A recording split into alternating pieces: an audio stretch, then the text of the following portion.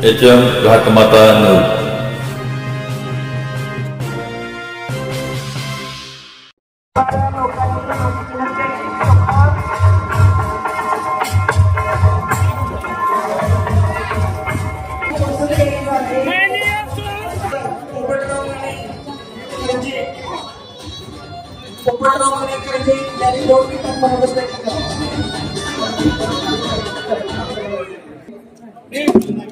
Visapur circle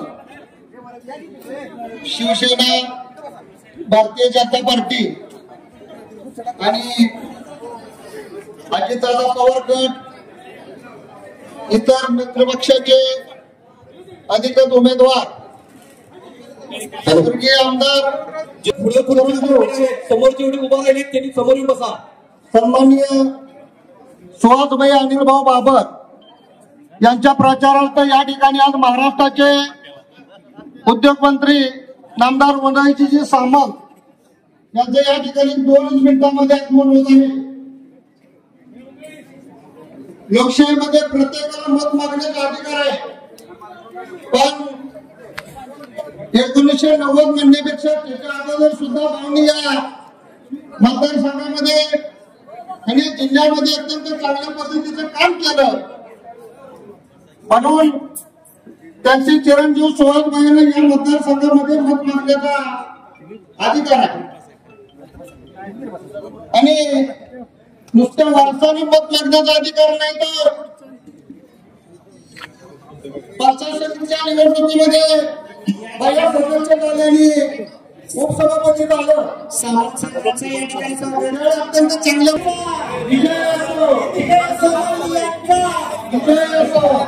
शिवसेनेचे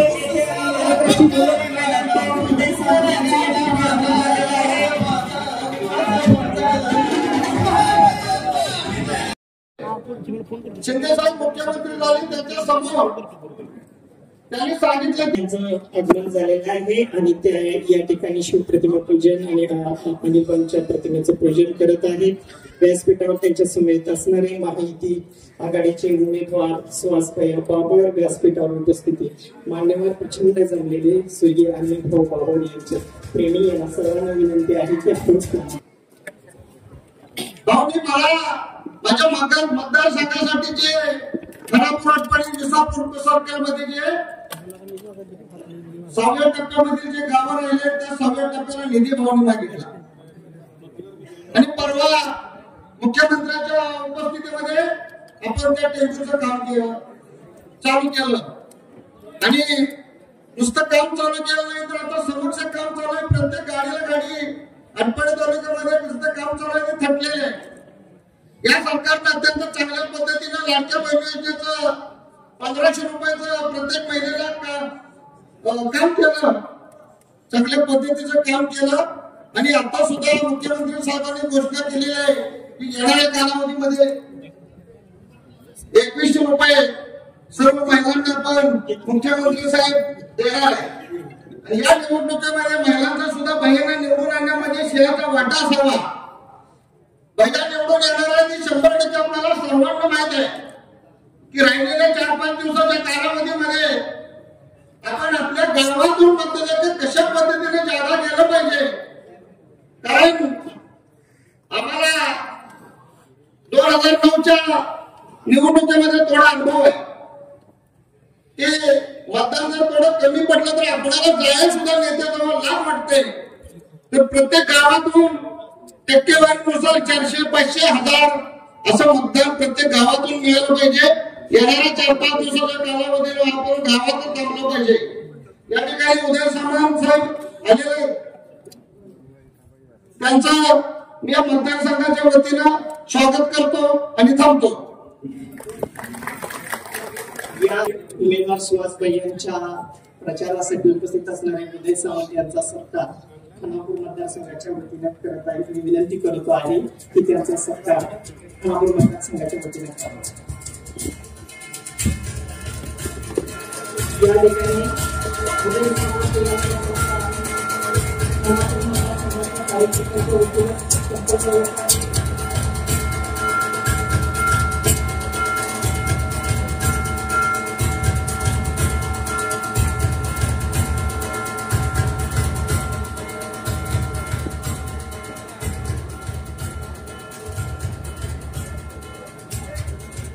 आजच्या 2024च्या विधानसभेच्या निवडणुकीच्या निमित्तानं व्यासपीठावर उपस्थित असलेले राज्याचे उद्योग मंत्री आदरणीय उदयजी सामंत साहेब, आपले लाडके उमेदवार सुभाषभाई बाबर आणि आपल्या तालुक्यातून आलेले सर्व व्यासपीठावर मंडळी यांचं मी खानापूर घाट मंदिराच्या वतीनं खासदार असं स्वागत करतो.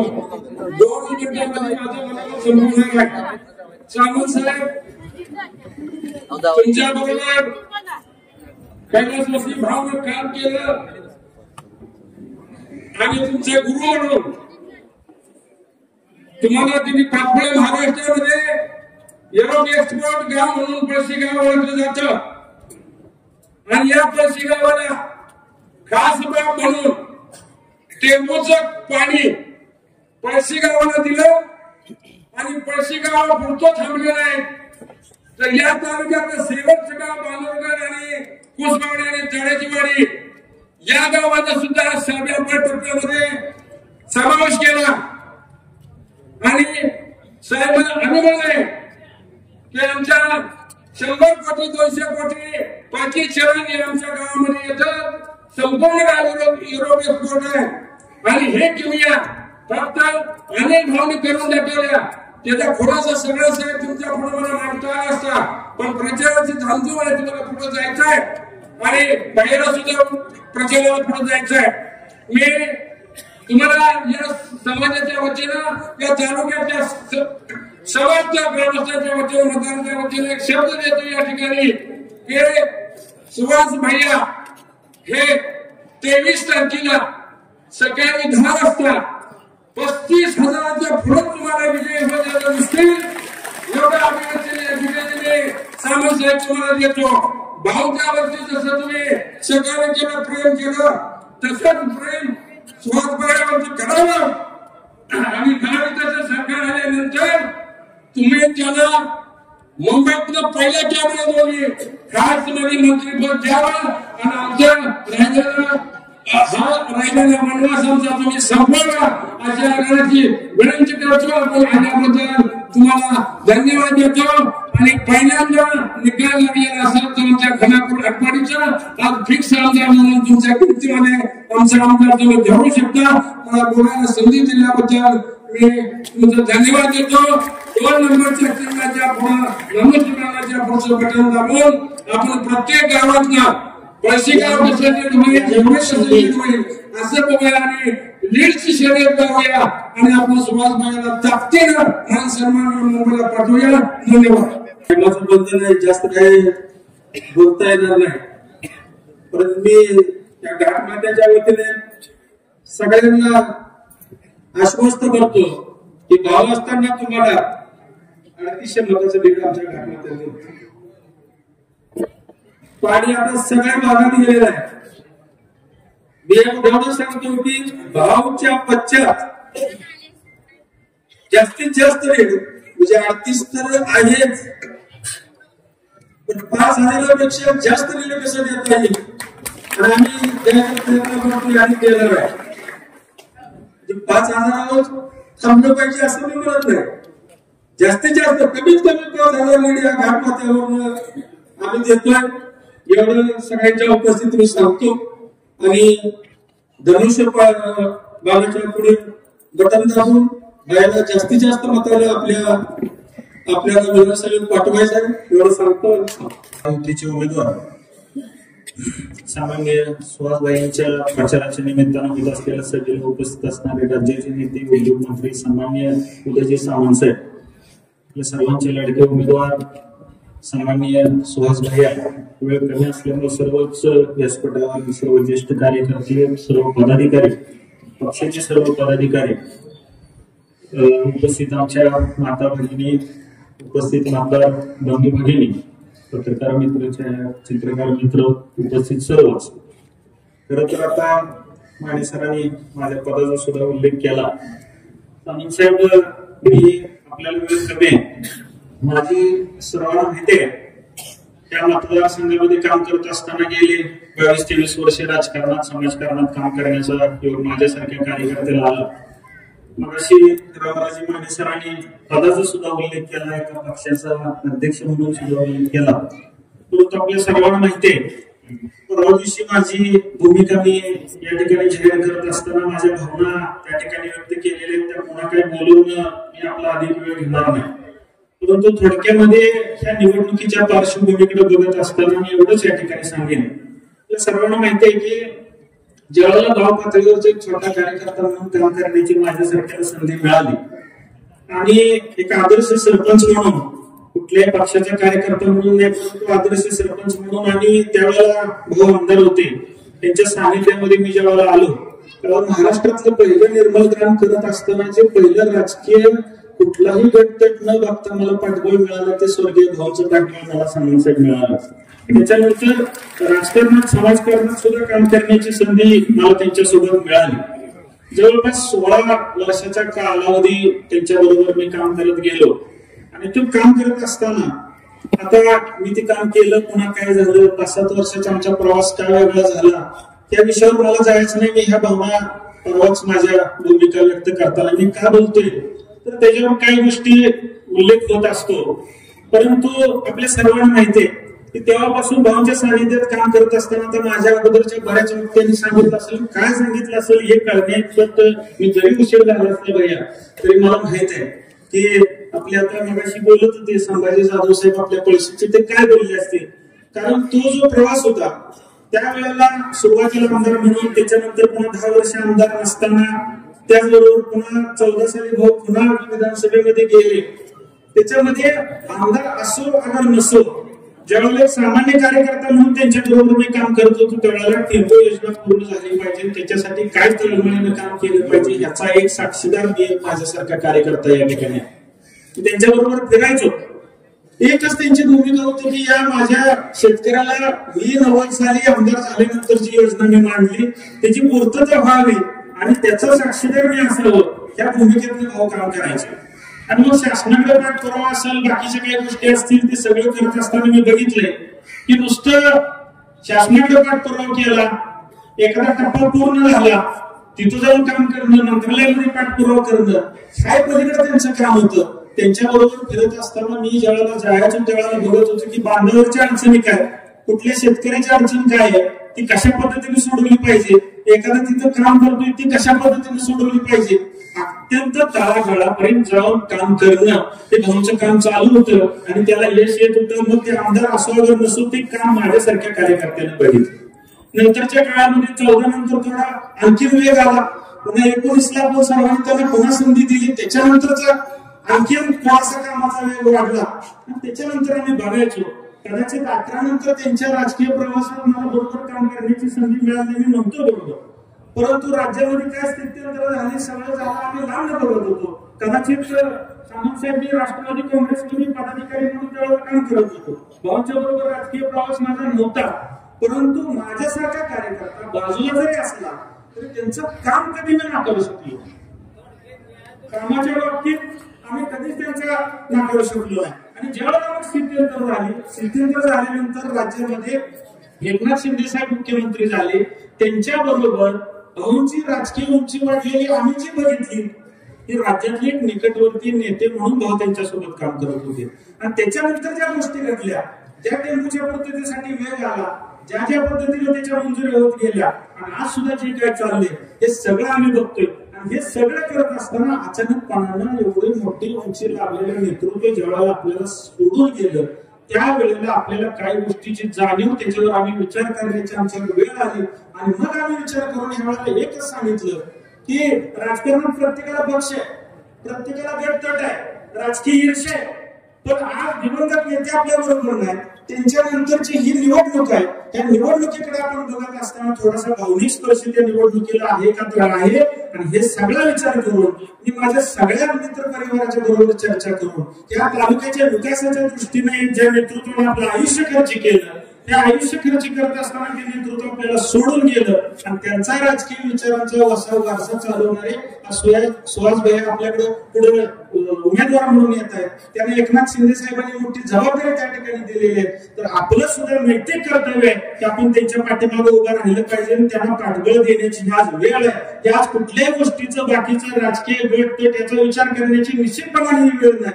म्हणून माझ्यासारखा कार्यकर्ता सुद्धा या व्यासपीठावर या प्रवासात सहभागी झाला आणि पुढे ताकदीने आम्ही त्या ठिकाणी बाहेर पडलेलं आहे. मी अधिक वेळ न घेता माझ्यासारख्या कार्यकर्त्याला एवढंच वाटलं की आज जर आपण एवढं काय करू शकलो तर हीच खरी भावना श्रद्धांजली ठरेल. एवढीच भूमिका घेऊन आलेले उद्याच्या निवडणुकीमध्ये 20 तारखेला सुहासबाईंच्या चिन्हासमोर धनुष्यबाणासमोरचं बटन दाबून त्यांना आपण सर्वांनी प्रचंड मताधिक्याने विजय करावं आणि निश्चितपणाने सर्वसामान्य शेतकऱ्यांना खरं तर त्याच्यामध्ये ज्याच्यामुळे आपलं जीवनमान बदललं त्यांना गट तट कुठल्याही असो त्या प्रवासामध्ये सामील व्हावं अशा या प्रकारची मी आग्रहाची विनंती करतो. मला या ठिकाणी संधी दिल्याबद्दल थांबतो. जय हिंद, जय महाराष्ट्र. आपण सुहासबाईंच्या प्रचारार्थ इथे एकत्र जमलेलो आहोत. स्टेजवरील सर्व मान्यवर, आताच उपस्थित असलेले आपल्या राज्याचे शिवसेना उपप्रमुख व उद्योगमंत्री मान्य सामंत साहेब, त्यांच्याबरोबर आले सर्व सहकारी, उपस्थित सर्व बंधू आणि मंडळी. मी फक्त भैयांच्या बद्दल एक 2 वाक्य तुम्हाला सांगणार आहे. सुहास सुंदर नाही, सुहास सुंदरता आहे. सुहास एकता नाही, सुहास एकरूपता आहे. सुहास सत्य नाही, सुहास सत्यता आहे. सुहास मार्ग नाही, सुहास मार्गदर्शक आहे. सुहास प्रेमळ नाही, सुहास प्रेम आहे. सुहास व्यापक नाही, सुहास व्यापकता आहे. सुहास विश्व नाही, सुहास विश्वात्मक आहे. सुहास साधारण नाही, सुहास साधा आहे. सुहास सूर्य नाही, सुहास सूर्याचे तेज आहे. सुहास चंद्र नाही, सुहास शीतलता आहे. सुहास मानण्याचा नाही, सुहास जाणण्याचा विषय आहे. सुहास मन नाही, सुहास या खानापूर मतदारसंघाचा आत्मा आहे. जय हिंद, जय भारत. शिवसेना भारतीय जनता पार्टी महायुतीचा, शिवसेना भारतीय जनता पार्टी महायुतीचा सुहास भैया लागेल, सुहास भैया लागेल. राज्याचे उद्योगपती आदरणीय सामंत साहेब, तुमच्या आमच्या सर्वांचे लाडके नेते आणि उद्याचे भावी आमदार आदरणीय सुहास भैया, आदरणीय अहोदादा, मंचावरतील सर्वच मान्यवर, माता भगिनी, उपस्थित पत्रकार बंधू आणि या ठिकाणी जोशी साहेब, तुमच्या शब्दामध्ये मी थोडा वाढ करतो. सुहास म्हणजे श्वास, या मतदारसंघाचा श्वास. कारण ही परिस्थिती आहे. घाट माथ्यावरती जे चित्र पाहायला मिळत होतं ते सर्व ते चित्र आज सांगून जात आहे की घाट माता भैया तुमच्या विजयामध्ये तो सुद्धा कमी पडणार नाही. आपल्या सर्वांना माहिती आहे कैलासवासी आणि मोहनच्या रूपानं मी मगाशीच आदरणीय साहेबांना सांगितलं की या ठिकाणी महाराष्ट्राचा फ्लूट शो हा कैलासवासी आणि मोहनच्या पूर्णेनं हा घाटबद्ध होणार आहे. त्याचं कारण असं आहे की भैया अनेक वर्ष विरोधात काम करण्यामुळं माझ्या एवढं भावना कुणीच समजून घेतलं नाही. कारण माझी सुरुवात शेतकरी संघटनेतून झाली होती आणि त्यामुळं मध्यंतरची 10 वर्ष आपल्याबरोबर नव्हती, सत्ता आपल्याबरोबर नव्हती. त्यावेळेला 10 वर्षामध्ये मी एकच थोड्या वेळामध्ये अतिशय मान्यवांचा या ठिकाणी चांगलं मार्गदर्शन होण्याचा वेळेचा भाग आहे. परंतु त्यावेळेला दुष्काळाने जर्जर झालेला आपला पूर्व भाग, या पूर्व भागाला 5व्या टप्प्याचं पाणी देण्यासाठी कैलासवासी भाऊ आम्ही त्यावेळेला सत्तेत होतो त्या. परंतु तत्कालीन आमदारांपेक्षा एक माजी आमदार सातत्यानं सांगलीच्या टेम्पो ऑफिसला भाऊ तास बसून असायचं. ते आम्हाला 2-2 तास वेटिंग करावं लागतं. म्हणजे या ठिकाणी सत्तेवर नसताना देखील जेव्हा माणसाने डेमोशिवाय आणि सर्वसामान्य माणसाच्या जीवनाशिवाय कुठेही वेळ व्यतीत केला नाही, कुटुंबाला वेळ दिला नाही, अशा माणसानं या पूर्व भागाचं रुपडं बनवून टाकल्यानंतर आता अलीकडच्या काळामध्ये अनुभव आपल्याला फारसा प्रयत्न करायला लागत नाही, कारण इथं काम बोलतंय. या ठिकाणी मी आपल्याला एवढंच सांगेन की ही जी महाराष्ट्रामध्ये देशामध्ये शिवसेना भारतीय जनता पार्टी मित्र पक्षाची सत्ता आहे, या सत्तेच्या रूपानं आपल्या सर्व माता भगिनींना माहिती आहे, लाडकी बहीण योजना असेल, प्रधानमंत्री सन्मान योजना असेल, त्याच्याशिवाय विश्वकर्मा योजना असेल, या योजनेच्या माध्यमातून प्रचंड मोठा विकास सर्वसामान्य घटकाचा या सरकारने केलेला आहे. या ठिकाणी सुहास बहिणीच्या रूपाने तरुण तरुण आमदार तुम्हाला आम्हाला मिळणार, परंतु या ठिकाणी राजपथावरती भाषण करताना भैया मी आपला एवढीच विनंती करेन, या वर्गातून भागामध्ये पाणी तर आपण दिलेलंच नाही, परंतु ते पाणी ज्या घटकांपर्यंत पोहोचलेलं नाही, तळागाळातल्या शेतकऱ्यांपर्यंत पोहोचलेलं नाही, त्याची सुद्धा भविष्यामध्ये तुम्हाला जबाबदारी घ्यावी लागेल आणि ध्वंस रसा पुढे घ्यावा लागेल. दुसरी गोष्ट, या खानापूर शहरामध्ये शिवाजी विद्यापीठाचा उपकेंद्राचा विषय आहे, हा सुद्धा विषय भैया तुम्हीच करू शकता ही 100% खात्री असलेल्या माणसं. सावंत साहेबांना विनंती करणारे आपण उद्योग खात्याचे मंत्री आहात, या ठिकाणी एखादी मिनी एमआयडीसी असेल, या ठिकाणी एखादं औद्योगिक सोसायटी असेल, याच्या माध्यमातून या विभागामध्ये उत्पादित होणारी द्राक्षे असतील, या ठिकाणी खालच्या भागामध्ये निर्माण होणारी डाळिंब असतील, अलीकडच्या काळामध्ये ट्रॅव्हल्ससारखं पीक पुढे येते, या पिकांसाठी सुद्धा ऍग्रिकल्चर झोन औद्योगिक ऍग्रिकल्चर विभागाचा जुना तंत्र घेऊन द्यावा आणि या ठिकाणी या युवकाच्या हाताला महिला भगिनींना जास्तीत जास्त काम देण्याची भूमिका भविष्यात आपण घ्यावी. आपण चांगलं काम करताय, एक समाधान वाटत वाटते की तुमच्यासारख्या आमदाराबरोबर आम्हाला या ठिकाणी ताटप्रमाणे काम करण्याची या ठिकाणी संधी मिळाली. या ठिकाणी भारतीय जनता पार्टी शिवसेनेच्या वतीनं आपल्या सर्वांची या ठिकाणी स्वागत करून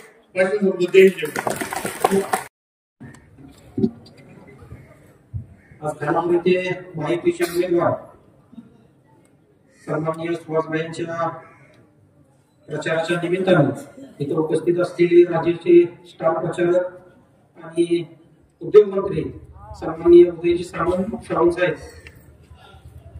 या निमित्तानं उपस्थित असलेले अमोलदादा आताच ज्यांनी आपलं मनोगत व्यक्त केलेले सुहास पाटील, सुशांत देवकर, सर्वच स्टेजवरील उपस्थित मान्यवर आणि खानापूर घाटमाथ्यावरून आपण सर्वजण इथं उपस्थित झालेले सर्व सरपंच, उपसरपंच, सर्व सदस्य, आमच्या खानापूरचे सर्व नगराध्यक्ष, नगरसेवक आणि आपण सर्व उपस्थित बंधू आणि भगिनी, खानापूर नगरपंचायत स्थापन झाल्यापासून 2016 मध्ये नगरपंचायत स्थापन झाली. 2016, 17, 18 आणि 19 ऑक्टोबर पर्यंत आम्ही टँकरनं पाणी पुरवठा करत होतो. परंतु सन्माननीय भाऊने 2019 साली आपल्या खानापूरला पाणी आणलं आणि कायमचा आमच्या खानापूरचा दुष्काळ या निमित्ताने भेटला. पाणी आणत असताना भाऊने अनेक विकास कामासाठी आम्हाला जवळजवळ 70-80 कोटीचा निधी या निमित्तानं आम्हाला खानापूरसाठी दिला. त्यात पाणी पुरवठा योजनेसाठी 25 कोटी असेल, शॉपिंग सेंटरसाठी 5 कोटी असेल,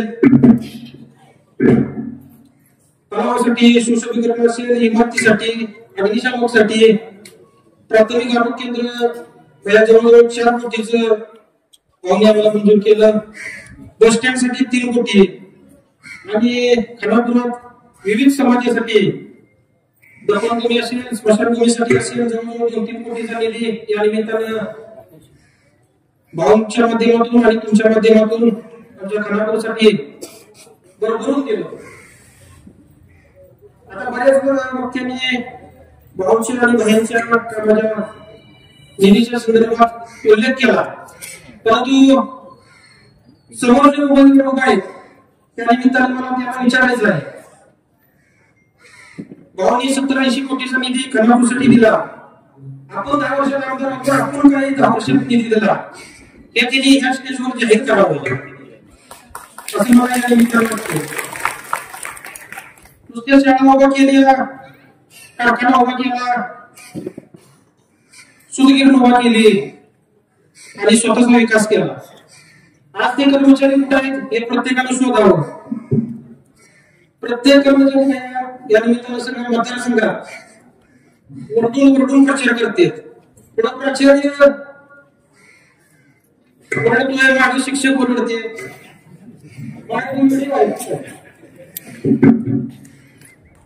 आणि हे काही कर्मी रंग नाही.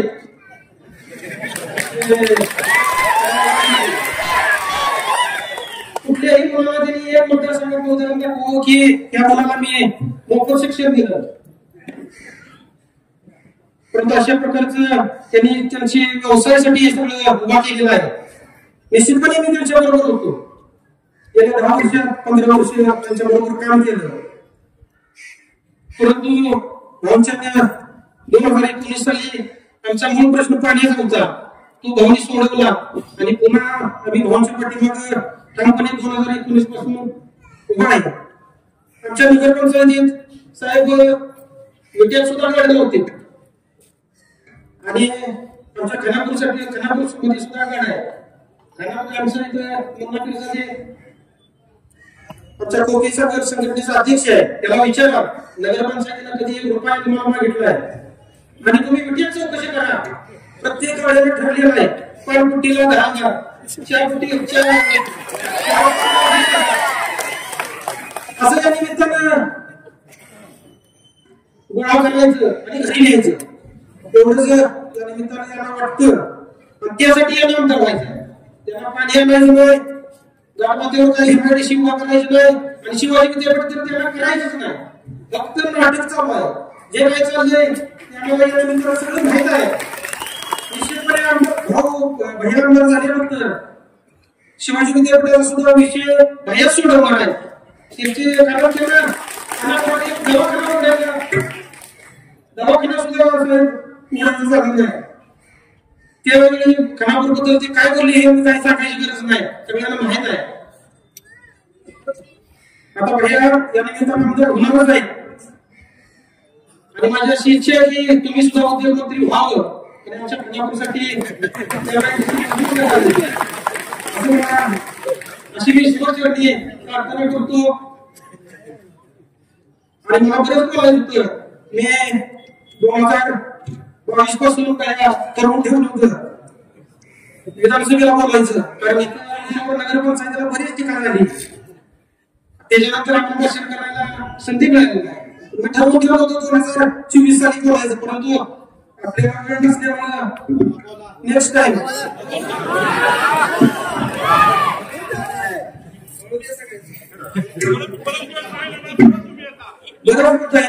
नको साहेब वेळ झालाय, पुन्हा एकदा आपण 23 तारखेला बोलू असं मला वाटतं.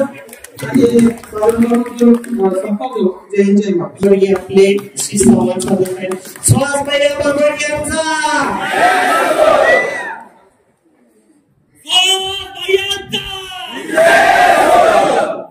2024च्या विधानसभेच्या निवडणुकीच्या निमित्ताने महायुतीचा अधिकृत उमेदवार या नात्यानं तुमच्या सर्वांचा आशीर्वाद मागण्यासाठी आम्ही आज व्यासपीठावरती सर्व नेते मंडळी तुमच्या समोर या ठिकाणी उभा आहे. खऱ्या अर्थानं आज त्यांचे आभार मानले पाहिजे, कारण ते स्वतः उमेदवार आहे आणि त्यांच्या अत्यंत व्यस्त दिनक्रमामधून त्यांनी आपल्या मतदारसंघासाठी आणि अनिल भाऊंच्या पश्चात त्यांच्या कुटुंबातला सदस्य उभा आहे. या नात्यानं त्यांनी आज आपल्या यात्रेसाठी वेळ काढला. ते या राज्याचे उद्योगमंत्री आणि आमचे वडील बंधू आदरणीय उदयजी सावंत साहेब, व्यासपीठावरती उपस्थित आदरणीय सुशांत भाऊ देवकर आणि आदरणीय सुभाष पाटील साहेब, या दोघांचंच नाव घेतो मी आणि दादासाहेब बघ तुम्हाला कळले मला कोणाकोणाच पाटील आहे. मी याच्यापेक्षा बाकी कोणाची नाव घेणार नाही. व्यासपीठावरचे सर्व प्रमुख मंडळी आणि खऱ्या अर्थानं ज्यांच्या आशीर्वादावरती या निवडणुकीची मी उमेदवारी केली ते समोर उपस्थित सर्व अनिल भाऊंच्या वरती, आमच्या कुटुंबावरती प्रेम करणारे सर्व ज्येष्ठ सहकारी, सर्व माझे युवक सहकारी, सर्व माझ्या माता भगिनी, पत्रकार बंधू, सावंत साहेब तुमचं मनापासून या ठिकाणी स्वागत करतो. आणि राज्याचा उद्योग मंत्री, कॅबिनेट मंत्री कुठल्या तरी मोठ्या गावामध्ये सभा व्हावी असं तुम्हाला सुद्धा अपेक्षित होतं.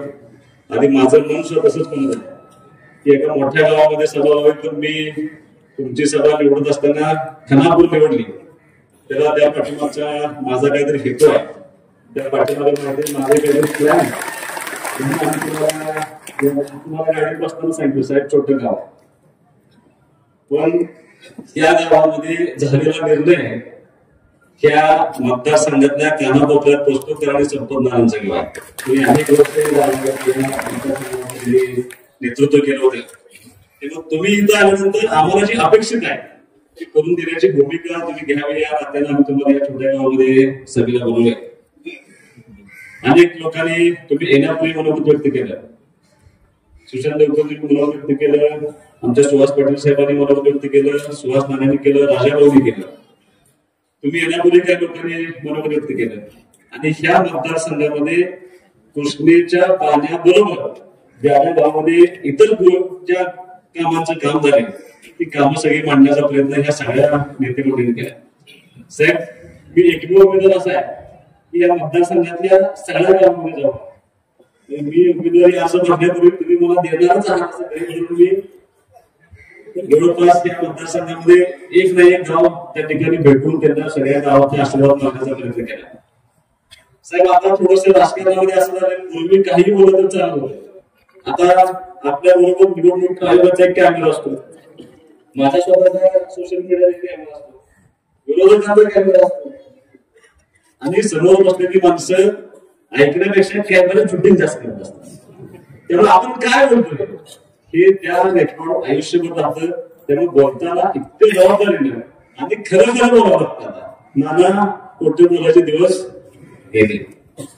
जसं तुम्ही तुमच्या अनुभवामध्ये सांगितलं की या खानापूर शहराला अनिल भाऊंच्या माध्यमातून 70-80 कोटी रुपये दिले गेले. निवासस्थान आमचे साक्षीदार आहे. 21 गावामध्ये तासगाव तालुक्यामध्ये फिरताना किंवा प्रत्येक गावामध्ये फिरताना माझं मनोगत चालू असताना मी समोर बसलेल्या त्या गावच्या सरपंचाला किंवा त्या गावच्या नेत्याला माझ्या जाहीर भाषणामध्ये विचारले की पाणी सोडून तुमच्या गावामध्ये काय काम झाले. आणि समोर बसलेले सरपंच उठून सांगत होत्या छोटे गाव असेल तुम्ही सांगायचे 5 कोटी रुपये दिले त्या 3 वर्षात. कोण सांगायचं 7 दिले. मला तुमच्या गावात तुमच्या सरपंचाने 8.5 कोटी सांगितले, 9 कोटी. असं प्रत्येक गावामध्ये रुजवात जमून दिली मी गावात. म्हणजे ठीक आहे शूटिंग करा सांगा की नुसतं पाण्यावर काम केलं नाही. प्रत्येक गावामध्ये या मतदारसंघामध्ये काम केले. आळसण मध्ये केल्यानंतर आमच्या आळसणचा तरुण सरपंच भाषणाला उठला. त्याने मला सांगितलं की मी आज भाषण करणार आहे. त्याने यादी घेऊन आला होता. मला मी आधी कामं वाचून दाखवतो. कामं वाचून दाखवताना मी दमले म्हणून बसतो. 50 कोटी रुपये आळसण सारख्या गावाला आपण त्या ठिकाणी देण्याचा प्रयत्न केला. म्हणजे ह्या मतदारसंघामध्ये पाण्याबरोबर त्या मतदारसंघातल्या प्रत्येक गोष्टीचा त्या गावामधल्या विकास कामाची भूमिका घेऊन आपण या ठिकाणी समाजकारण करण्याचा प्रयत्न करतोय. मी प्रत्येक गावात सांगितलंय की या 20 वर्षामध्ये झालेल्या कामाची तुमच्या गावात त्यांनी यादी करा. ज्याचं काम झालं पुढे या त्यांना पुढे या. ज्याचं काम झालंय ज्या नेत्यानं तुमच्या गावामध्ये काम दिले त्या नेत्याचं नाव त्या कामासमोर घेण्याचा प्रयत्न करा. आणि ज्या नेत्याचं काम जास्त आहे त्याला सगळ्यात जास्त मतदान करा असं प्रत्येक गावामध्ये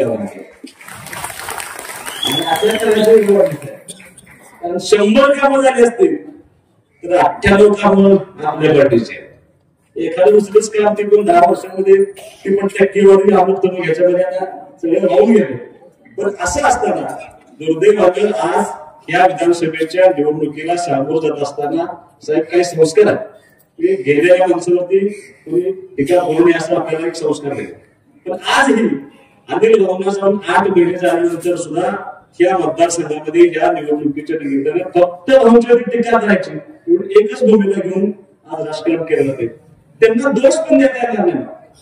तर आज खानापूरमध्ये येऊन सांगायचं काय ना, काय केलंय म्हणून सांगायचं, कुणाला भेटले म्हणून सांगायचं, 5 वर्षांमध्ये कुणाचं दुखणं बघितलंय म्हणून सांगायचं, काय काम केलं नाही, कोणाला भेटले नाही, कुणाच्या सुख दुःखामध्ये नाही, कशातच नाही.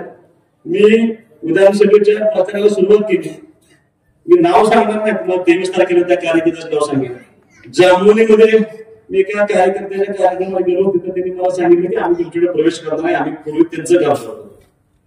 मी आपलं त्यांना हार घातला, चहा पिता त्यांनी मला मोबाईल दाखवला, 10 मिनिट तास मी त्या गावामध्ये एकटा कार्यकर्त्याने त्यांचं काम करत होतो म्हणणार.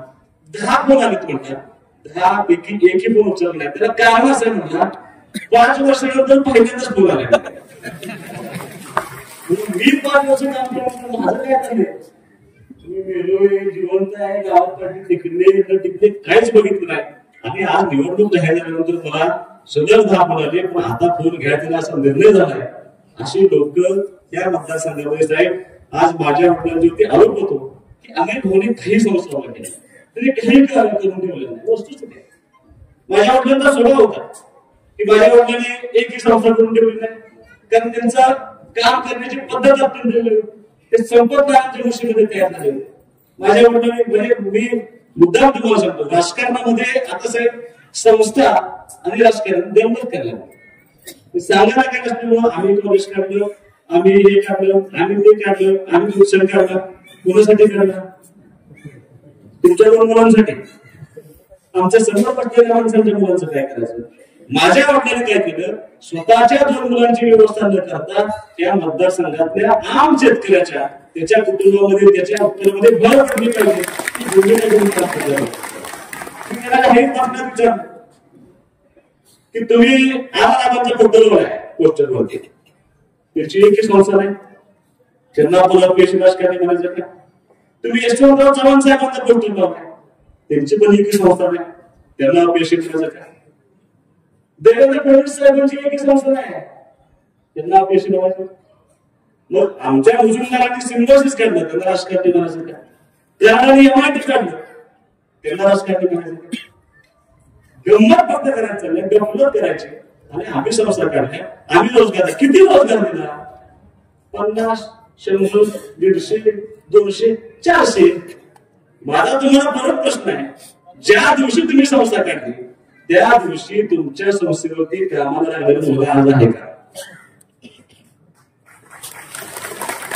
कारण असं आहे, इलेक्शन आलं की बदली 6,000 पगार द्यायचा, निवडणूक संपली की 3,000 करायचं, जा म्हणून सांगायचं 3,000 करायचं, आपोआप हे सांगत असताना बँगलोरच्या सभेमध्ये अमोल नावाचा मुलगा होता, त्याने जाहीर वाटण्यात सांगितलं काय करायचं म्हणलं पाहिजे, 5 आणि 6,000 नोकरी म्हणला, वर्षाला 6 लाखाचं वर्षासाठी करते म्हणून आधी वर्षाची तुमच्या संस्थेची आवडत नाही, संस्था करायला पाहिजे. माझं दुर्मत आज अनेक भाषणामध्ये प्रत्येक भाषणामध्ये साहेब बोललं जातं, त्यासाठी आम्ही तुम्हाला इथे बोललो. आमच्या लोकांना सांगायला काय नाही, बोनस न पडले, MNC झालं पाहिजे, MNC झालं पाहिजे, MNC झालं पाहिजे. MNC म्हणजे मल्टीनॅशनल कंपनी आल्या पाहिजे. मल्टीनॅशनल कंपन्या कुठे आहेत? महाराष्ट्रामध्ये मल्टीनॅशनल कंपन्या कुठे आहेत? मुंबई, पुणे, अजून कोल्हापूर नाही, सांगली नाही, सातारा नाही, संभाजीनगर नाही. आणि मल्टीनॅशनल कंपन्या आल्या पाहिजे. कशासाठी आल्या पाहिजे? मल्टीनॅशनल कंपन्या येण्यासाठी जे असावं लागतं ना, ते निर्माण करण्याचा प्रयत्न आपल्या पार्टीने नागरिक या मतदारसंघामध्ये केला.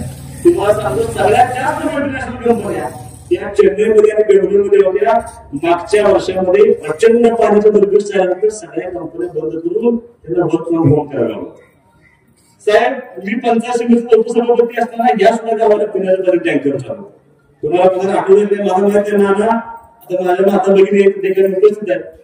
प्रत्येक घरात एक बॅरल ठेवलेला असायचं, त्याला कापड बांधलेलं असायचं. आणि 85 मध्ये मला काही शाळा बंद करायचा टँकर, कसे टँकर पिण्याच्या पाण्यात टँकर गेला की एका माणसाला 20 लिटर पाणी रोज येतं. त्यात तुम्ही 25 सदस्य होता. त्या प्रत्येक गावामध्ये त्या टाकीमध्ये पाणी सोडताना बंद व्हायचं आणि 12 मिनिटाला आम्ही यायचं. असा आपल्याला मतदारसंघ, या मतदारसंघातल्या अनेक कोटी रिकामी लोकांना सुवास बदलून बघितले. आणि दुर्दैवानं तेच काम चक्र घालवण्यासाठी अनिल भाऊनी आमदार झाले, ही योजना मांडली. साहेब 1994 पासून ते 2024च्या त्यांच्या शेवटच्या श्वासापर्यंत त्यांनी योजना पूर्ण होऊन त्यांनी काम केलं. आणि आज आपण काय सुस्थितीमध्ये आहोत ते तुम्ही आम्ही सर्व त्या ठिकाणी जाणतो. साहेबांना बोलायचं कारणच तेवढं आहे. साहेब ज्या मंडळीने या योजनेची चर्चा केली 2004च्या विधानसभेच्या निवडणुकीत सांगितलं अनिल भाऊ तुमच्याशी कुठे बोलतायत, टेंबू नावाची नदीच नाही, पाणी येणार नाही. भाऊ सांगतो त्या टेंबू नावाची नदी नाही, कृष्णा नदी आहे, टेंबूच्या गावात पाणी उभारायचं. तर तिने पटवून गेलं आणि आमदारकी मिळवली. ह्या योजनेला दिवा स्वप्न म्हणलं. ह्या मतदारसंघात त्या कृष्णेच्या पाण्याचा अपमान केला, तमाम शेतकऱ्यांचा अपमान केला आणि 10 वर्ष आमदारकी भोगली. 20 वर्ष मतदारसंघ लागू घालवला. 14 जरी तुम्ही परत शक्ती दिली, परत आमदार झाले आणि अशक्य वाटणारी दिवा स्वप्न वाटणारी योजना त्यांनी 2017 पर्यंत त्या ठिकाणी पूर्ण करून घेतली. आज चांगलं आम्हाला असं वाटतं झालं काम, आपली जबाबदारी संपली, टेंबूचे 5 टप्पे संपले. भाऊंच्या डोक्यात या घाट माथ्यावरच्या ज्या गावांना पाणी जात नाही त्या गावाला देण्याचं स्वप्न खिळखिळ झालं. मी म्हणायला झाले आपलं काम नाही म्हणायचे, त्या गिरच्याच गावाला आपण 100% काम करून द्यायचं. साहेब 2019ला त्या सर्व टप्प्याची निर्मिती झाली, त्या पूर्ण मान्यता झाली आणि सरकार आल्यानंतर काम करू असं ठरलं. पण दुर्दैवानं थोडस अध्यक्ष आपण काही असं बोलणार नाही माझा विरोधात केला आणि काम थांबलं. काम थांबल्यानंतर साहेब तुम्ही सगळे हात बोलवता त्या गावात असं बोलणार. त्यावेळेचे मुख्यमंत्री आम्हाला सोडत आम्हाला तुम्हालाच भेटत नव्हतं. तो राग निर्माण सगळ्या आमदारांच्या मध्ये. एखादा दुसरा गेला असता 10 विधानसभेची गोष्टी होती, 50च्या 50 आमदार जातात, त्याला काय करायचं नसेल. आणि ते गेले. ते गेल्यानंतर आज अनिल भाऊंच्या वरती भाषण करत असताना अनेक लोक गद्दारी केली, अमुक केलं, तमुक केलं, 50 कोटी दिले. आता 50 कोटी दिले अनिल भाऊ संपतदारांच्या विषयात त्या आले. जो आनंद स्वभाव होता तो स्वभावचा स्वभाव होता. पैसे देऊ शकतात त्यांना माहिती आहे. साहेब अनिल भाऊनी अजिबात मंत्रिपद मागितलं नाही. आज सर्व टप्पा पूर्ण करून द्या ते साहेबांना सांगितलं, त्यांनी ते मान्य केलं आणि ते पूर्ण करून घेण्याची जबाबदारी त्यांनी पार पाडली. आज 16 टप्प्याचं काम चाललं. 1 तारखेला तुम्ही सगळे होता, भूमिपूजन झालं. भूमिपूजन झाल्यानंतर 3 तारखेला काम चालू झाले. आज 14 तारीख आहे. तुम्ही जाऊन बघून 40% पूर्ण झाले. तुमच्या सगळीकडे पायपा येऊन त्या ठिकाणी पडते. आणि एवढं सगळं झाल्यानंतर परवा दिवशीच्या भाषण केलं की ज्यांनी सांगितलं की या दिवा स्वप्न आहे त्याच लोकांनी सांगितलं की टेंबू योजनेचा 6वा टप्पा खोटा आहे. आता म्हणजे खोटा कसा काय? शासनाला टेंडर झाले, 2 कोटी झाले, काम चालू आहे, मुख्यमंत्र्यांना रिपोर्ट नाही. आता हे पायपा निवड कुठं झाल्या महाराष्ट्र पायपा साहेब किमान 100 कोटी असते. आता त्यांनी आहे कसं नाही. आता निवडणुकीपुरतं द्यायचं आणि परत न्यायचं ही संस्कृती कोणाची? अशा संस्कृतीमध्ये आम्ही वाटत नाही. पण भाऊचा आरोप केला. आज तर त्यांनी काल बातमीमध्ये असं सांगितलं की ज्या वेळेला इतिहास दिला जाईल त्याला गद्दारांच्या इतिहासामध्ये अनिल भाऊंच्या 5 नंबर नाव केलं. असा का भाऊचा आरोप केला? मी त्या गोष्टीला साक्षीदार आहे. आज त्यातला एक साक्षीदार तुमच्या समोर व्यासपीठावर आहे. या भविष्याच्या काळामध्ये ज्या ज्या वेळेला या राजकारणामध्ये महाराष्ट्राचा इतिहास दिला जाईल आणि माझ्या वडिलांचं नाव आदरणीय शिंदे साहेबांच्या बरोबर, आदरणीय सावंत साहेबांच्या बरोबर, आदरणीय देसाई साहेबांच्या बरोबर तेव्हा माझा अभिमान असेल. तुम्ही कितीही गद्दार म्हणता तर ती गद्दारकीचं कलंक आमच्यावरती नाही, तो गद्दारकीचं कलंक कुणावरती आहे याचं तुम्हाला निकाल त्या दिवशी तुम्हाला स्पष्ट करेल. कारण साहेब ज्यांनी गद्दारकीचा आरोप केलाय त्यांचा ह्या 4 महिन्यातला 5वा पक्ष प्रवेश आहे तुमच्याकडे अध्यक्ष. मला आठवत 1990 ते 95 काँग्रेसमध्ये होते. 95ला महायुतीच घनते कसं आहे थोडस इतिहासात बघायला जावं लागेल. 95ला युतीचं सरकार आलं. युतीचं सरकार आल्या हे लगेच भाजपमध्ये प्रवेश केला. युत्याला पाणी पुरवठ्याला भाजपमध्ये याला पैसे दिले. त्या वास्तवामध्ये त्यांनी सांगितलं काय सांगितलं? या हातानं कधी या हाताला मतदान केलं असं त्यांचं राष्ट्रीय होतं. 95 साली 99 परत राष्ट्र आलं की परत राष्ट्रवादी काँग्रेस सरकार येणार आहे. तिने भाजप सोडलं आणि राष्ट्रवादी प्रवेश केले. त्यावेळेस त्यांचं भाषण काय होतं? भाजपमध्ये गेल्यामुळे माझा बळी गेला. 1999चं भाषण आहे. 99 ते 4 वापर करून घेतला. 4 साली अपक्ष उभं राहिले, आमदार झाले आणि स्वार्थासाठी सगळे सामील झाले. 4 साली राष्ट्रवादी सोडली आणि विलासराव देशमुख साहेबांचा हात पकडला आणि ज्यावेळेला भाषण केलं होतं की या हाताने या हाताला मतदान केलं नाही, 9च्या विधानसभेत यांनी भाषण केलं, साहेब देता देता देणाऱ्याचे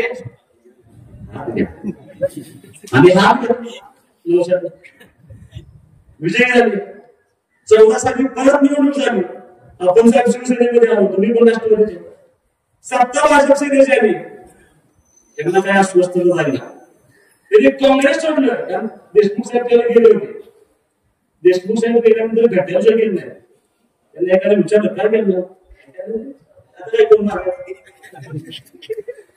ज्याला देशमुख साहेबांकडे गेले त्याला पत्र साहेबांना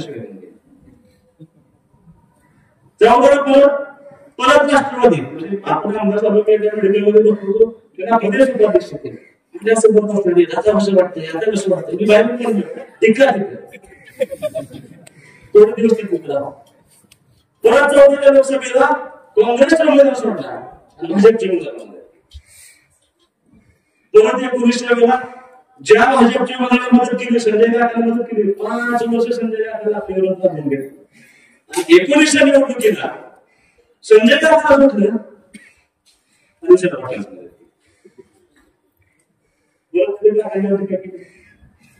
परत शरद पवार गटात गेले. 2.5 वर्ष परत जयंत पाटील साहेबांना वापरून घेतलं आणि ज्या वेळेला सरकार बदललं सगळ्यात पहिल्यांदा जयंत पाटलांना सोडलं मी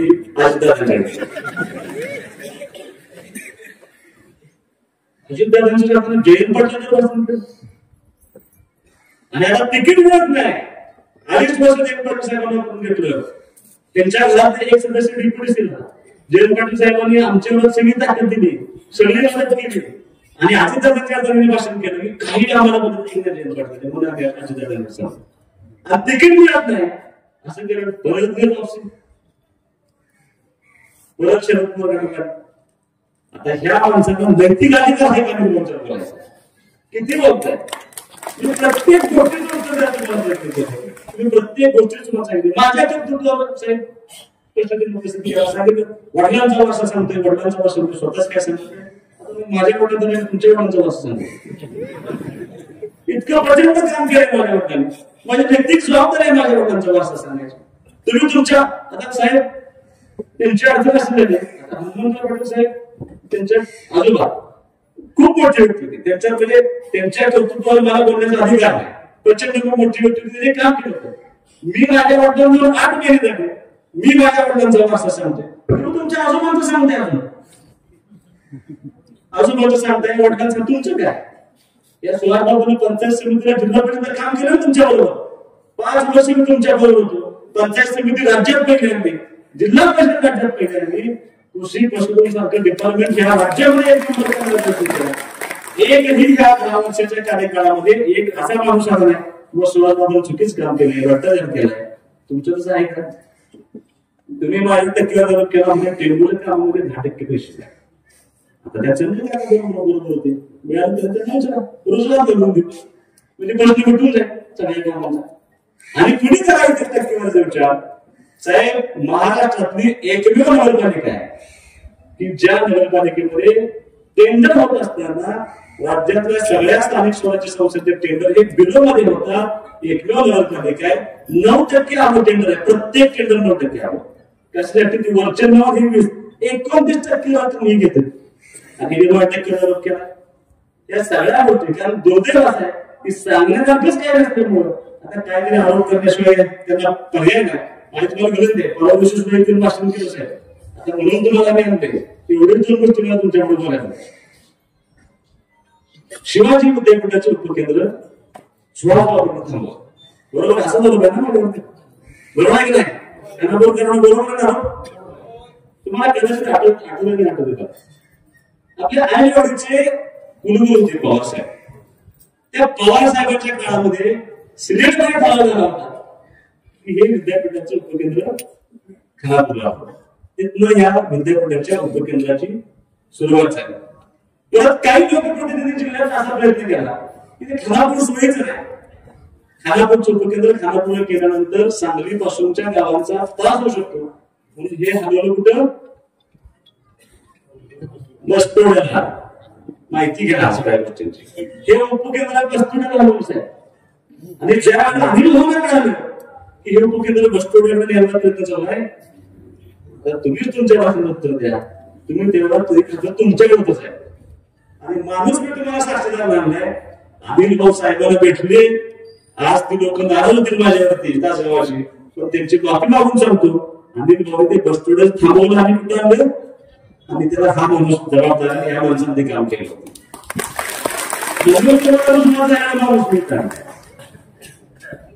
ते काम केलं. नंतरच्या काळामध्ये इथल्या काही तरुण मुलांनी त्याच्यावरती आंदोलन केलं. खूप मोठं उपोषण केलं सर. त्या मुलांचं कौतुक आहे. राजकारणामध्ये ढगला मिळताना माझा स्वभाव नाही. काय लोक सगळ्यांच्या बाजूने प्रयत्न करत होते ते करत होते आणि कोण मी नाका करणार नाही ते सिलेक्टचे मिळतात. त्यांचं झालं असं की सिलेक्ट मध्ये झालं म्हणजे यांना वाटलं की आपलं उपकेंद्र मंजूर झालं. એટલે जाहीर राखण्याचा हे 100 कोटी रुपये मंजूर झाले. सांगितलं नाही सांगितलं होतं का 100 कोटी मंजूर झाले म्हणून आणि मी मला सुद्धा झाले होते त्या बोलण्यावर झालं असं. मी आदरणीय मुख्यमंत्र्यांना पत्र दिलं की साहेब मिटिंग लाव. मिटिंग लावल्याशिवाय आम्हाला खरं कुठं नाही करणार नाही. साहेबांनी मिटिंग लावताना सगळे विद्यापीठाचे लोक तुमच्या खात्याचे लोक सगळे एकत्रित बोलवले आणि ज्या दिवशी मिटिंग लागली त्या दिवशी कळलं की विद्यापीठाने कष्ट नुसतीच मोकळी मिटिंग झाली. त्या दिवसापर्यंत त्या मिटिंग दिवसापर्यंत विद्यापीठाच्या प्रस्ताव तिथं नव्हता. कोणी त्याचा पाठपुरावा केला नाही. किती नुसती मोकळी घोषणावरून टाकलेली मोकळी झाली. बोलवायचं काम करायची जबाबदारी कारण साहेब नाना दादा कुणाच आहे नगरपंचायत दुसरं कोण आहे टेंबू.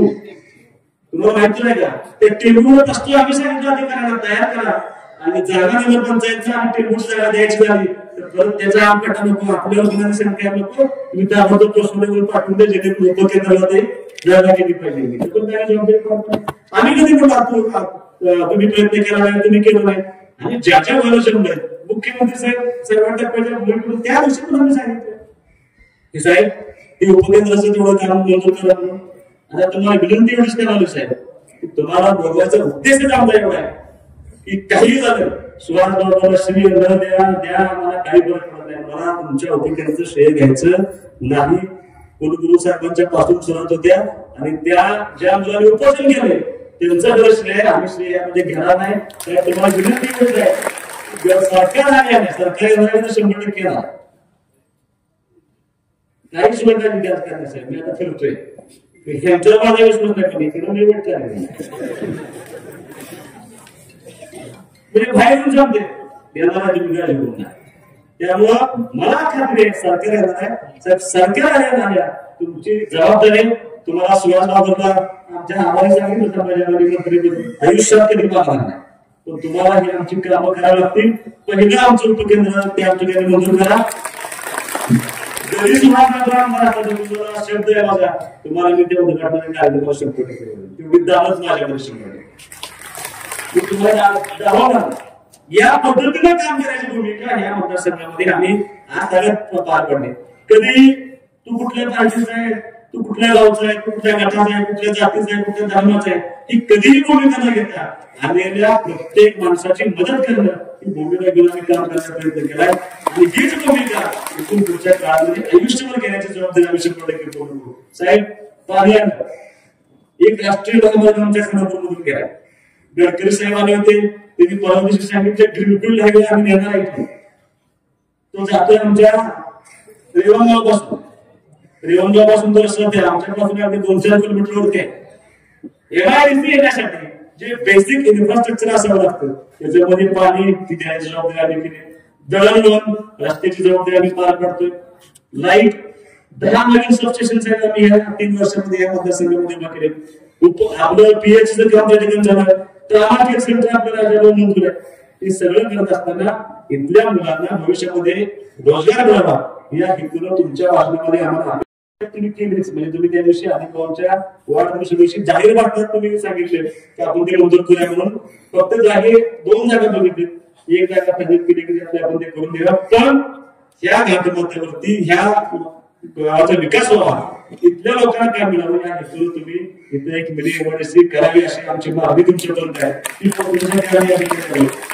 साहेब क्वालिटीची द्राक्ष क्वांटिटी नाशिकला असेल, पण क्वालिटी आमच्या ह्या पळशीसारख्या गावामध्ये आमची क्वालिटी नव्हती साहेब. एक्सपोर्टचा दर ठरवणारा गाव पळशी, इथला दर ठरवणार महाराष्ट्रात जातो सगळ्या दर, मग एक्सपोर्टचा द्राक्ष त्या ठिकाणी होतात. त्या एक्सपोर्टच्या द्राक्षांसाठी काही तपासण्याचे काम आहे, रेस्क्यू तपासणी असेल, रिफरन्स असेल, डिस्टॉलन्स असेल, त्याची लॅब या ठिकाणी महत्वाचं आहे. ती सुद्धा ह्या घाटमध्ये सुरुवात करण्यासाठी भविष्यामध्ये आपण प्रयत्न करू. तुम्हाला माझी विनंती एकच आहे, हे सगळं करत असताना आज अनिल भाऊंच्या पक्षात होणारी पहिली निवडणूक आहे. मी अनेक बातमीमध्ये सांगितलं आहे, 1.5 वर्षामध्ये मी माझी आई आणि वडील दोघे कामावर बसतो. मी काय त्याचे भांडवल केलं नाही. परवा दिवशी अर्ज भरायला जाताना माझी चुलती मला ओळायला लागली, मला हवं नाही. आई ओळखण्याची दुःख कुठल्या मुलाला नसतं. मी डोळ्यात पाणी आले, एक जण मला रडतोय, काय तुला माझ्या भावना कळत नाही. त्याचे आई वडील गेले त्याला त्या भावना कळत असतात. पण मी ते सगळं बाजूला ठेवून या समोर बसलेल्या तमाम लोकांनी, या अनिल भाऊंच्या वरती प्रेम करणाऱ्या लोकांनी इतकं प्रेम दिले की त्याला मर्यादेची ताकद घेऊन त्या तुमच्या बरोबर. साहेब माझे वडील त्याला 90 साली पहिल्यांदा उभारले होते, त्यावेळेला धोतर आणि नेहरू शर्ट घालायची पद्धत होती. माझ्या वडिलांची परिस्थिती नव्हती.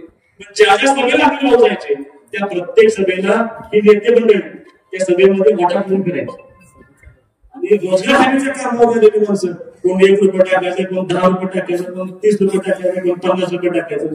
आणि तशी निवडणूक त्याला पैसे मात्र लागत नव्हते. त्याला डिझेलला या सगळ्या गोष्टीला पैसे लागायचे. साहेब 30 वर्ष झाले, 35 वर्ष झाले माझ्या निवडणूक. आज 2024 त्यांचा मुलगा म्हणून श्रामटत असताना साहेब किती प्रेम झाला.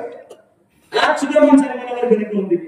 ज्या गावात गेलोय त्या प्रत्येक गावामध्ये साहेब लाडक्या बहिणीने कोणाला 500 काय मुलीने साठवलेले पैसे, छोट्या मुलीने पिगी बँक म्हणून दिले, मला पैसे दिले. 35 वर्षांनी साहेब एवढं प्रेम असेल तर काही तुला केलं आणि लोकांनी लाभण्याचा प्रयत्न करतो. त्या जाता तुम्हाला एवढंच सांगतो, हा सुहास बाबांचा तुम्हाला शब्द आहे, ज्या पद्धतीने अनिल भाऊंनी तुमच्या समोर काम केले त्या पद्धतीने इथून पुढच्या तुमच्यावर काय करण्याचा प्रयत्न करू. आपला एक अत्यंत महत्वाचा विषय आहे आमच्या ह्या मतदारसंघामध्ये. सगळ्यात महत्वाचं काय असेल तर सोन्याच्या आमच्या गळा व्यवसायाचं. मागच्या 5 वर्षापासून ह्या लोकांना खूप त्रास, तुमच्याकडून ह्या लोकांची अपेक्षा आहे प्रत्येकाला मदत करायची. आज तेवढी माझी ताकद पोहोचत नाही, भविष्यामध्ये तुम्ही सर्वांनी संधी दिली तर ती ताकद माझी पोहोचेल. पण आपल्याला राष्ट्रीय पातळीवरती तुम्हाला सर्वांना एकत्र येऊन त्या गळा व्यवसायांचा निर्णय त्यांना मदत करावी लागेल. त्यांना स्मॉल स्केल इंडस्ट्रीमध्ये हा व्यवसाय त्यांचा आणावा लागेल. आणि काय होते आता आमच्या लोकांना डिपार्टमेंट म्हणजे कोणी फोड दाखवतो आणि खोटी केस आमच्यावरती दाखल होते. 10 ग्रामचे 100 ग्राम द्या, 500 ग्राम असा आमच्या लोकांना त्रास होतो. आणि खूप मोठे व्यावसायिक आमच्या ह्या गळा व्यवसायाच्या निमित्तानं खऱ्या अर्थाने पाणी नसताना आम्ही जे जगलोय त्या गळा व्यवसायाच्या जीवनामध्ये जगलो. ह्या मंडळींना भविष्य काळामध्ये आपल्याला मदत करावी लागेल. तुम्ही सर्वांनी एकच विनंती आहे, जाता तुम्हाला विनंती करतो, राजकारणामध्ये इलेक्शन 4 महिन्यामध्ये आहे, काय वाटत नसतं. 4 दिवस पारंपरिक असतात शेवटचे. हे 4 दिवस दर 1 तासाला निवडणूक बदलत असते. तुम्हाला सर्वांना विनंती आहे, समाजाने उद्या तुम्हाला सर्वांना निमंत्रण आहे. उद्या आदरणीय मुख्यमंत्री मध्ये आठवडीमध्ये बरोबर 1 वाजता सभेला येणार आहे. तुम्हाला यायच्या सगळ्या सभेला आपण ती आपली शेवटची सभा असेल. त्याच्यानंतर मात्र तुम्हाला माझी विनंती आहे, एक सगळं करत असताना सुहास बाबा एकटा करू शकत नाही. तुम्ही सगळे सुहास बाबा, तुम्हीच मला आमदार असे ग्रेट करून तुम्हाला बूथपर्यंत जाऊन आपलं चिन्ह धनुष्यबाण 2 नंबर सारखं बटन आहे तिथपर्यंत पोहोचून जास्तीत जास्त मताने मला विजय करा अशी अपेक्षा देखील मी थांबतो. जय हिंद, जय महाराज. उद्योगमंत्री महाराष्ट्राचे उदय सामंत साहेब यांनी मतदारसंघातील मतदारांशी संवाद साधावा. महायुतीचे लोकप्रिय उमेदवार माझे मित्र आणि तरुण सहकारी आदरणीय सुभाष बाबर, सुहास काका शिंदे, राजेंद्रजी शिंदे, राजाभाऊ शिंदे, कमलजी शिंदे, विनोद सोनवणे, सुशांतजी देवकर, व्यासपीठावर उपस्थित असलेले सर्व सन्माननीय मान्यवर, दामोजी बाबर, महायुतीचे सर्व पदाधिकारी आणि हजारोंच्या संख्येनं या सभेला उपस्थित असलेले सर्व अनेक भावांवर प्रेम करणारे आणि सुहासला आशीर्वाद देणारे बंधुवाणी बघितले. आजची उपस्थिती बघितल्यानंतर कोणी काही जरी म्हटलं तरी सुहास यांचा विजय हा 100%. आणि मी सांगायला तुमच्या भविष्यकाळाची देखील आवश्यकता आहे. मी स्वतः विधिमंडळामध्ये 4 वेळा आमदार म्हणून काम केलं. राज्याचा 3 वेळा राज्यमंत्री मंत्री विविध महामंडळांचा अध्यक्ष राहिलो. परंतु अनिल भाऊनीची कामाच्या पाठपुराव्याची दिशा फक्त सुहासला दिली नाही तरी आमच्यासारख्या कार्यकर्त्यांना देखील दिली. आणि याचं प्रतिबंध उदाहरण म्हणजे त्यांनी केलेलं पाण्याचं काम. मला आठवतं की नागपूरला एक कॅबिनेट मिटिंग सुरू होती आणि कॅबिनेटच्या सुरुवातीला मला आणि शंभूराज देसाई साहेबांना अनिल भाऊ भेटले आणि सुहास भैया त्यांनी आम्हाला दोघांना समजलं. आणि अनिल भाऊचा जेव्हा कसं असायचं तुम्हाला सगळ्यांना माहिती आहे. ते मला म्हणाले की कॅबिनेटच्या बाहेर मी बसून राहणार.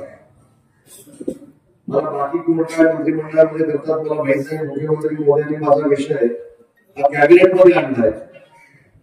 तुम्ही दोघांनी तिथं जर तो मंजूर करून घेतला नाही तर बाहेर मी बसलेलोच आहे. परंतु माणसामधली संवेदना काय असते मी आणि भाऊ शिकलो. कॅबिनेटची मिटिंग झाली. कॅबिनेटची मिटिंग झाल्यानंतर अनिल भाऊ शाल घेऊन बाहेर पडले आणि फार मोठा विच्छेदन बाहेर पडले. मला वाटतं ते पहिले मुख्यमंत्री मोदींना भेटणार. त्यांनी मला भेटून सांगितलं की कॅबिनेटमध्ये ज्या पद्धतीने तुम्ही आणि शंभूराजने मुद्दे मांडले त्याबद्दल माझ्या मतदारसंघातल्या लोकांच्या वतीनं तुमचा सत्कार करण्यासाठी मी बाहेर गेलोय. आणि तुम्ही दोघांनी मिळून जे माझ्या मतदारसंघासाठी केलेलं आहे ते मी कधीही विसरू शकत नाही. असा दानत असलेला नेता आज आपल्यामध्ये राहिला नाही. ह्या आपल्या सगळ्यांना 7 जानेवारी मला आजही आठवतं. 7 जानेवारी हा अनिल भाऊचा वाढदिवस आणि माझ्या मोठ्या मुलांचा देखील वाढदिवस. कोल्हापूरला एकदा सुहास भाई मला कार्यक्रमाच्या निमित्ताने भेटले आणि खरंच सांगतो की त्या कार्यक्रमाला माझ्या मोठ्या भावाचा वाढदिवस असल्यामुळे मी येणार होतो. 6 तारखेला रात्री मला अनिल भाऊचा फोन आला. ते म्हटलं भाऊ माझ्या सख्या भावाचा वाढदिवस आहे मला त्या कार्यक्रमाला गेलं पाहिजे. त्या माणसाने मला असं विचारलं मी काय तुझा मोठा भाऊ नाही. तुला जायचं तर माझा वाढदिवस करायचा आणि मग भावाच्या वाढदिवसाला जायचं. मी उद्या तुझ्या संपूर्ण कार्यक्रमात मी तुझी वाट बघतोय आणि तू जर आला नाहीस तर परत मी तुझ्या भाषण देखील करणार. असा हक्काचा माणूस मार्गदर्शन करणारा माणूस पण माझा आणि त्यांचं नातं आहे राष्ट्रवादी काँग्रेस पार्टीपासून होतं. पाहण्यासाठी कशा पद्धतीने त्यांनी पाठपुरावा केलाय ते आम्ही सगळ्यांनी बघितलेलं आहे. आणि म्हणून मला असं वाटतं की सुहास भैया विधानसभेमध्ये जाणं ही खऱ्या अर्थानं आपल्या भावना असलेली आदरांजली आहे, श्रद्धांजली आहे. आणि म्हणून सगळ्यांनी आपण सुहास बाबूला असं समजून आपल्या आणि आपल्या सभोवतालची मतं ही सुहासच्या पाठ्यामध्ये टाकली पाहिजे. आज आपण सुहास भैयांचं भाषण ऐकलं. त्यांनी भाषणामध्ये सांगितलं की अनिल भाऊंवर देखील काही लोक टीका करतात. नियती त्याला उत्तर आहे, काळही त्याला उत्तर आहे. तुम्ही 2 नंबरला जरी तुमची निशाणी असली तर या मुद्द्यावर माहिती आहे की 1 नंबरचा उमेदवार सुहास बाबूच आहे. तुमच्या करायची काय आवश्यकता नाही. आणि तुम्ही स्वतःसाठी काय म्हणता. मी आज राम मंदिरामध्ये देखील जाऊन आलो. मी आज दर्ग्यावर देखील जाऊन आलो. मी या परमेश्वराला स्मरून सांगतो की तासगावला दिलेले उपकेंद्र या ठिकाणी आणण्यासाठी फक्त आणि फक्त अनिल भाऊ बाबांनीच प्रयत्न केला, बाकी कोणी प्रयत्न केला. आणि सुलाभाईचे सहकारी म्हणून आमचा शब्द आहे. महायुतीचं सरकार येणारी काळ्या दगडावरची रीत आहे आणि हे सरकार आल्यानंतर पहिल्या 3 महिन्याच्या आत तुमची आणि तरुण सहकार्यांची असलेली मागणी ही महाराष्ट्र शासन नक्की पूर्ण करेल. मिनी एमआयडीसी तुम्हाला पाहिजे, मिनी एमआयडीसी करून तिथल्या रोजगार निर्मितीसाठी आपण प्रयत्न करणार आहोत. हे देखील काम शासन आल्यानंतर आम्ही नक्की करू. परंतु माझा अजूनही अनुभव सांगतो, महाराष्ट्र राज्याचे मुख्यमंत्री आदरणीय एकनाथ शिंदे साहेबांबरोबर देशाच्या अनेक निवडणुकांमध्ये फिरण्याची मला संधी मिळाली. पण ज्या ज्या ठिकाणी देशभरामध्ये गेलो, ज्या ज्या ठिकाणी मी देशभरामध्ये गेलो, ज्या ज्या हॉटेलला मी उतरलो, तिथं पहिलं आमचं स्वागत करणारे तुमच्या गावातले लोक होते, तुमच्या तालुक्यातले लोक होते. कदाचित परिस्थितीला गरीब असतील पण मनाने मोठे होते. त्या हॉटेलच्या दारामध्ये उभी असायचं, आमची ओळख न पळत मुख्यमंत्री मोदयांच्या कार्यक्रमाच्या पूर्वतयारीला मी जायचो. एक शाल, एक गुच्छ आणि ती 10-15 माणसं अनिल भवानी तुम्हाला भेटायला सांगितलंय आणि अनिल भवानच्या वतीनं तुमचा आम्ही सत्कार करतोय. अनिल भाऊ कुठे? खानापूरमध्ये. आमचा सत्कार कुठे? बेंगलोरमध्ये, मद्रासमध्ये, चेन्नईमध्ये. ज्या ज्या ठिकाणी देशात मी गेलो त्या त्या ठिकाणी मला तुमच्या मतदारसंघातल्या लोकांनी तिथले स्थानिक असल्यासारखं अतिशय मानाची आणि सन्मानाची वागणूक दिली, आमचा सत्कार केला. आणि याचं कारण एकमेव होतं पण त्यांच्यावर केलेलं अनिल भाऊनी प्रेम, त्यांना दिलेले आशीर्वाद आणि त्यांना दिलेलं सहकार्य, याच देशामध्ये देखील आमचा सन्मान होऊ शकला आणि तुमच्या मतदारसंघातील लोकांनी केला. एवढं उत्तम नेतृत्व होतं. एखाद्या पाणी योजनेसाठी माझं मंत्रिपद गेलं तरी चालेल, मला मंत्रिपद नको असं सांगणारा देशातला एकमेव जर नेता कोण असेल तर अनिल भाऊ बाबा.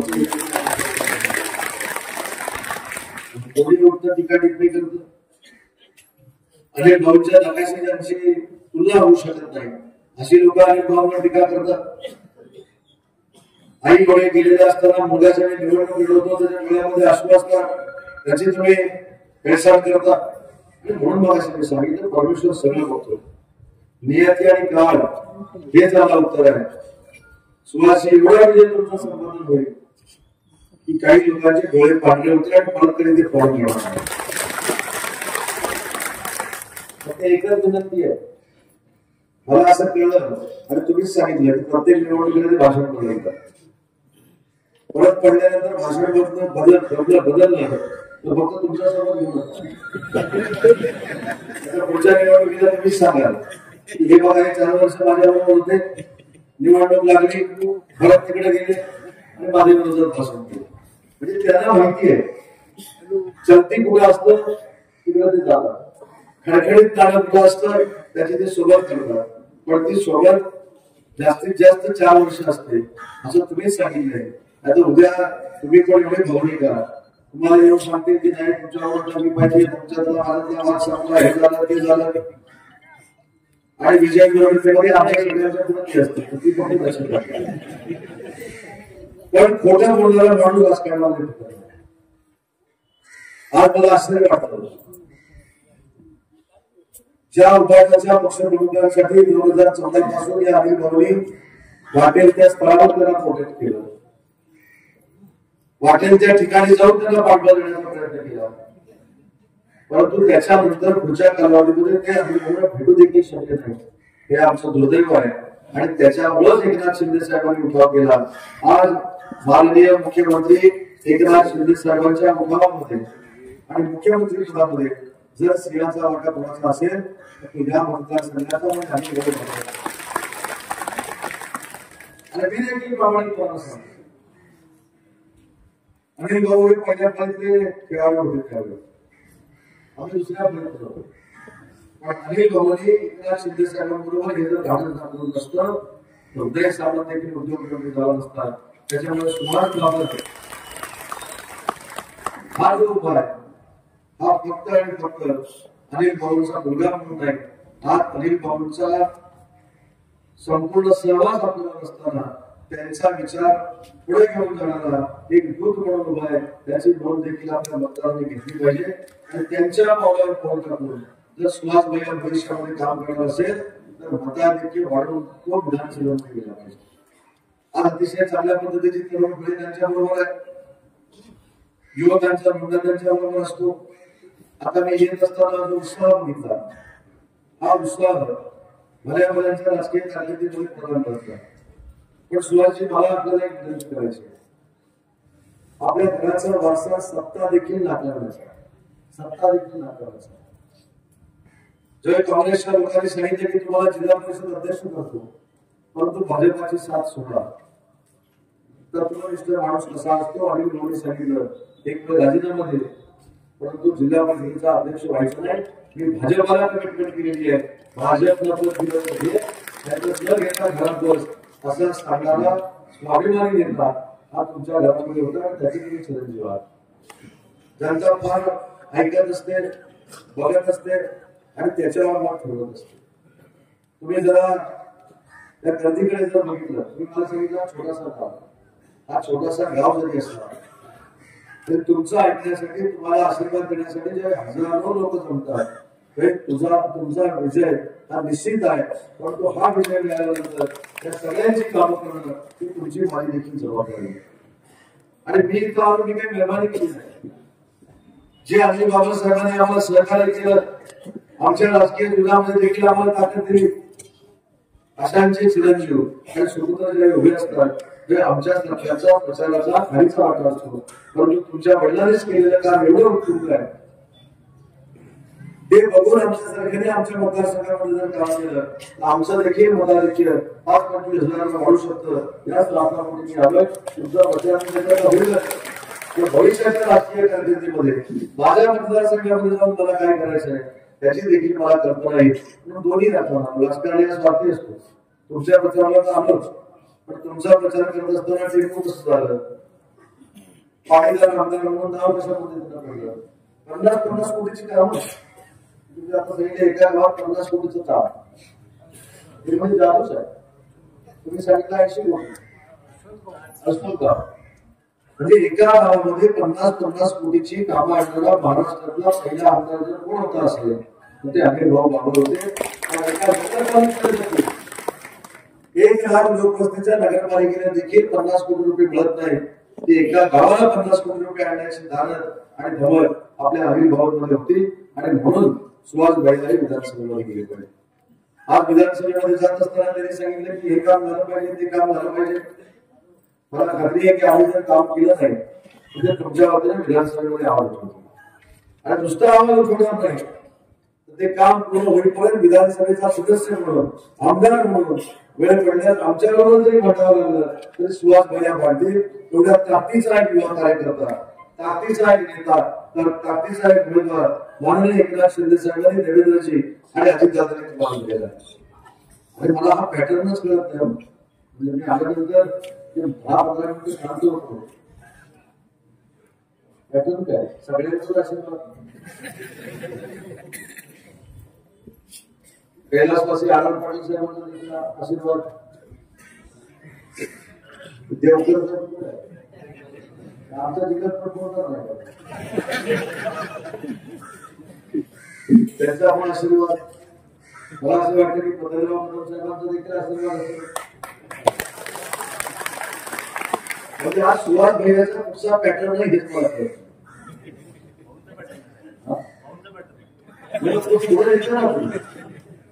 एखाद्या वडीलधाऱ्या माणसाचा पॅटर्न तसाचा तसा नम्रपणाने पुढे नेणं हा देखील मोठं आहे.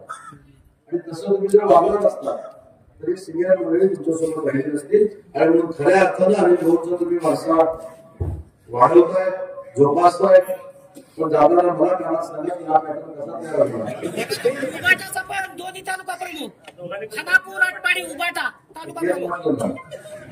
हे भयानक पॅटर्न आहे. उमेदवार आमचा पाठिंबा सगळ्यात, त्याच्यामुळे हा पॅटर्न जर आमच्या सगळ्या प्रत्येकाला मिळाला तर मला असं वाटतं की महायुतीच्या जागा 288 पैकी 250 यायला काय. आणि मनापासून सांगतो की अनिल भाऊंचा आशीर्वाद तो आहे. आज अनिल भाऊ जिथं कुठं असतील तिथं ते आशीर्वाद देत असते.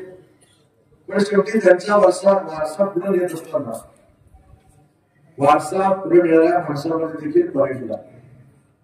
जसं मगाशी आपण सांगितलं की नाशिकची क्वालिटी, द्राक्षाची क्वालिटी, तशी नेत्यांमध्ये देखील क्वालिटी जर सर्वश्रेष्ठ कोणामध्ये असेल उमेदवारांमध्ये ती सुहास भाईंमध्ये त्याची उद्या राज्याचे मुख्यमंत्री आदरणीय एकनाथ शिंदे साहेब देखील येणार आहेत. त्यांना देखील सुहास बाबा किती मतांना निवडून येणार आहे हे दाखवण्यासाठी लाखोंच्या संख्येनं तुम्ही तिथे उपस्थित राहिलं पाहिजे आणि त्यांना देखील एक विश्वास दिला पाहिजे की अनिल भाऊंच्या प्रश्नात आम्ही सुहास भाईंबरोबर ठामपणा उभे आहोत. आम्ही सगळे त्याच्यासोबत उभे आहोत. मी तुम्हाला शब्द देतो शिंदे साहेबांच्या वतीनं, देवेंद्रजींच्या वतीनं आणि अजितदादांच्या वतीनं या मतदारसंघामध्ये सुहास भैया जे जे काय सांगेल ते करण्याची भूमिका सरकारकडून आणि ठामपणाने का सांगतोय तर आज लिहून ठेवा, ज्यांच्याकडे पेन आहे कागद आहे त्याने लिहून ठेवा आणि 23 तारखेला मला मोबाईल नंबर घ्या आणि मला फोन करा. 175 पेक्षा जास्त जागा जिंकून महायुतीचं सरकार त्या महायुतीच्या सरकारमध्ये फार मोठ्या मताधिक्यानं तुमचे देखील आमदार असतील याच्यामध्ये माझ्याकडून अजिबात. पण मताधिक्य एवढं द्या की खऱ्या अर्थानं अनिल भाऊला आनंद झाला पाहिजे. अनिल भाऊला वाटलं पाहिजे इथं कुठं असतील तिथे की माझ्या पश्चात माझा मतदारसंघ सांभाळणारा, माझ्या लोकांना बरोबर घेऊन जाणारा, माझ्या लोकांना साथीने मिळवला आणि माझ्यासारखीच माझ्या सगळ्या लोकांना वागणूक देणारा माझा मुलगा हा फार मोठ्या मताधिक्याने विधानसभेमध्ये गेलाय आणि माझं स्वप्न पूर्ण करण्यासाठी गेलाय. हे समाधान जिथे कुठे ते असतील त्याला बघण्याची संधी आपण सगळ्यांनी मिळून प्राप्त करून द्यावी एवढीच मला या सभेच्या निमित्तानं विनंती करायची. आणि भावनिक नेता कसा असतो ते सांगतो मी माझं बरोबर संपवतो. 7 जानेवारी मी सुरुवातीला देखील सांगितलं. 7 जानेवारीला मी हेलिकॉप्टर देखील विमानात आलो हेलिकॉप्टर आलो आणि भाऊ माझ्या बाजूला बसलेले होते. तुम्हाला मी सांगितलं की भाऊंचं बोलणं आणि अधिकारवाणी आमच्या सगळ्यांवर कायम स्वरूपी चालायचं. मी भाऊला विचारलं भाऊ भाषण करून जाऊ का, मला म्हणजे माझा कार्यक्रम तुम्हाला आता आणि भाऊने सांगितलं म्हटल्यानंतर विषय संपला. तेवढ्या भावनेने सांगितले की मला पायलटचा फोन आला तर हेलिकॉप्टर आणि माझं जीवन अनिल भाऊने आग्रहाने करून. मी गाडीत बसून निघालो. भाऊने म्हटलं आता मला लवकर भाषण करून जायला पाहिजे. भाऊ म्हणले ठीक आहे पण जेवल्याशिवाय जायचं नाही. दोन्हीकडनं सांगता लवकर पण जा म्हणता घरी जाऊन जेवण पण करा म्हणता. जसं मी तुला घरात वाढला होतो तसं जेवण झालं की तुला गाडीमध्ये दिला. तुम्हाला आश्चर्य वाटलं जेवण तर चमचमीत होतं सोडून द्या परंतु जसं मला घरात वाढलं असतं तशा पद्धतीची व्यवस्था माझ्या गाडीमध्ये अनिल भाऊने करून ठेवली होती. मला असं वाटतं की ही संवेदना आहे, ही भावना आहे.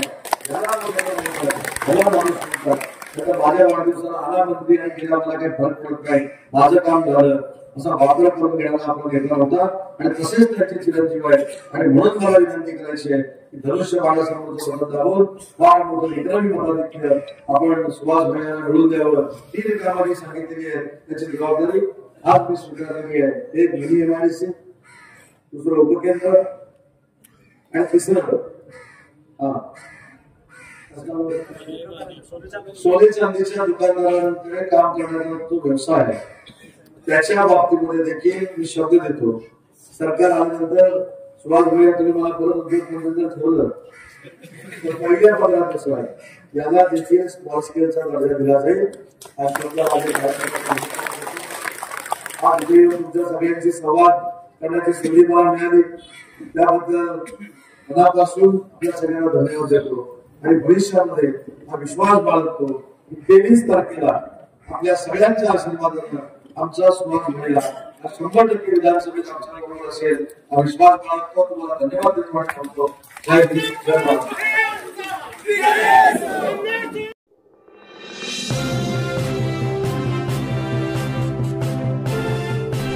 HM घाटमाता news.